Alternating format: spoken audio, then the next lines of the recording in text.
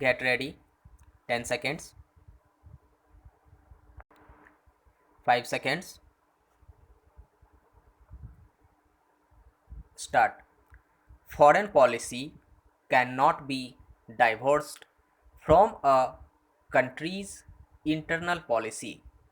Any country, any government, any political party must decide what it believes, conviction, or belief. What is our foreign policy? Some people take the word non alignment and think that is the whole of our foreign policy. In a way, it is not the word non alignment, but what non alignment stands for, namely, that we believe in independently judging all issues.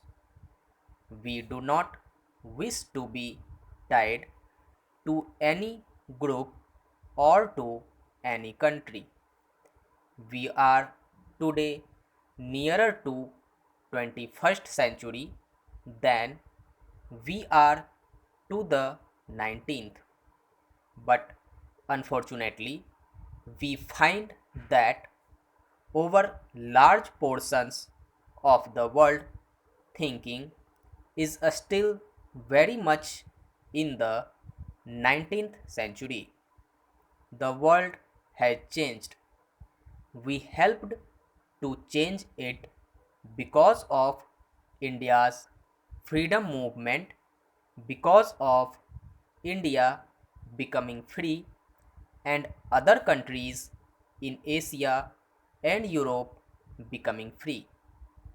This has been the greatest change in the world, although it was obvious to us that we would become free and that our freedom would lead to the freedom of other countries. This process came somewhat as a shock to the colonial powers. For some time, they seemed to be stunned by that shock, but it has not taken long for them to recover. And since they have recovered, we see another very subtle changes coming over the world, rather dangerous, changed colonialism. This has actually happened in some places, and in other places there have been attempts that it should happen. Therefore, the difficulties before the developing countries are still very great, and we can face them not merely by idealism, not merely by sentimentalism, but by very clear thinking and hard headed analysis of the situation.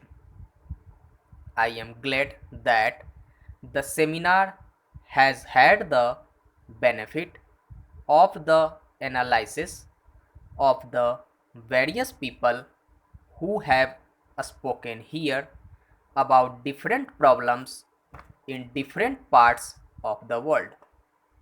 I am told there were certain criticisms. We are used to criticism of our foreign policy because any independent path is so much more difficult to pursue and so much more difficult for people to understand than if we follow some beaten path. There are those who say that non alignment has not served our purpose or it has not been a success.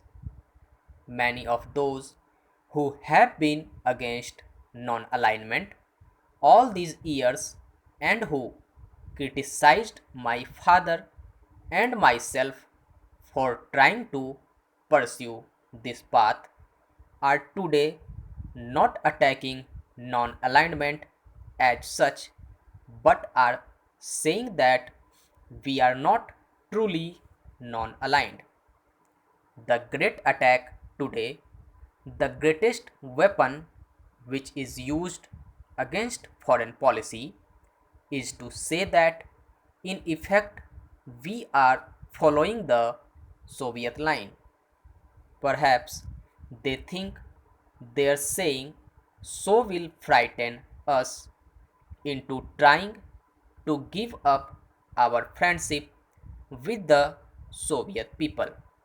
Perhaps they merely think that they will be able to blow up the image of independence which we have amongst our own people and amongst the world. Let us very clear that regardless of what our big newspapers say here, the image of India is very clear outside. It is not an image of a country which follows any group or country.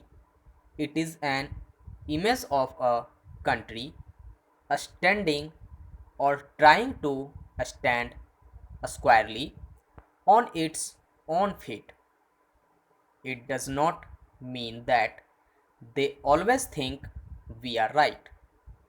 Many of the countries think that we make mistakes, and on many occasions we go wrong. On all the occasions when we seem to support the Western countries, it is the Eastern group which says we have gone wrong or we have not been strong enough. On those occasions when we have supported the Soviet people, or more likely the African Asian countries, the Western world thinks we have gone wrong.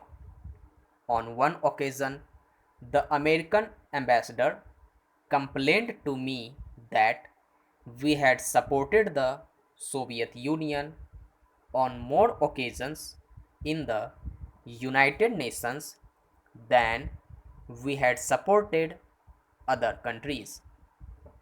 I said, let us look at each occasion.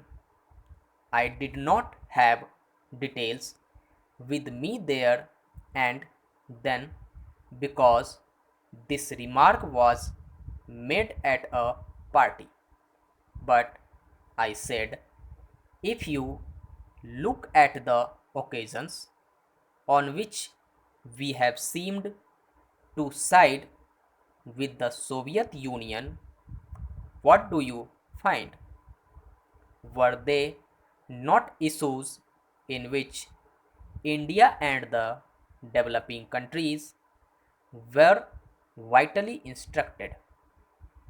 And if this was so, would it not be more true to say that the Soviet Union has supported the stand taken by the developing countries, by the African and Asian countries, and not that we had gone out of our way to support the Soviet Union?